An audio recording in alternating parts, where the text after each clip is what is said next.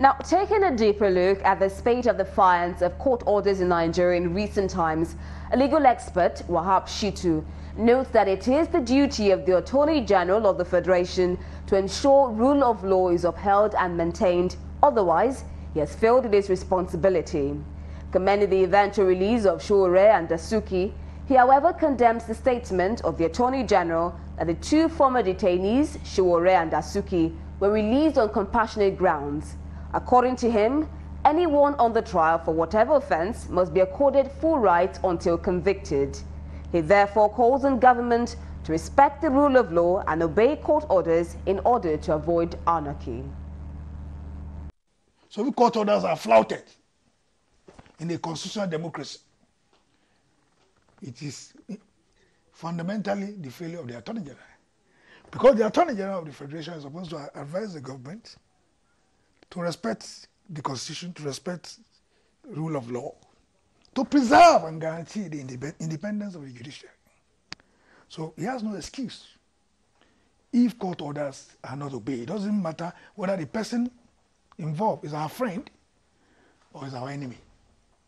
So, and if court orders are made for the release of any individual, and government subsequently now comply with the court order, government is not doing so out of sympathy.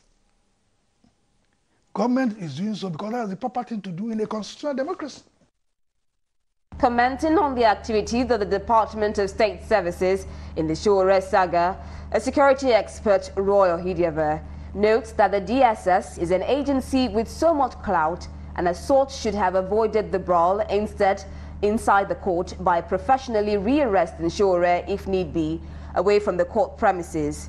He stressed the need for the executive and the presidency not to interfere with the duties of the security agencies.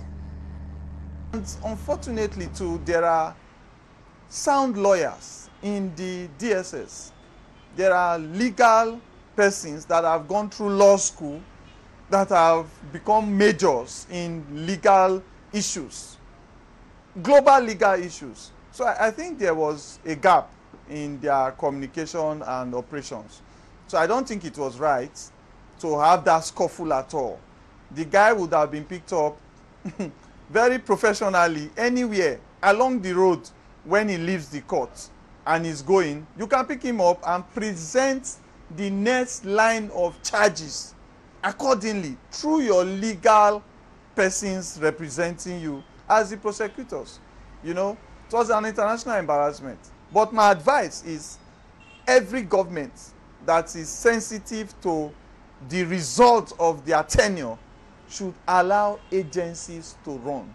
The security agencies and the judiciary are very key to controlling the insecurity status of a country.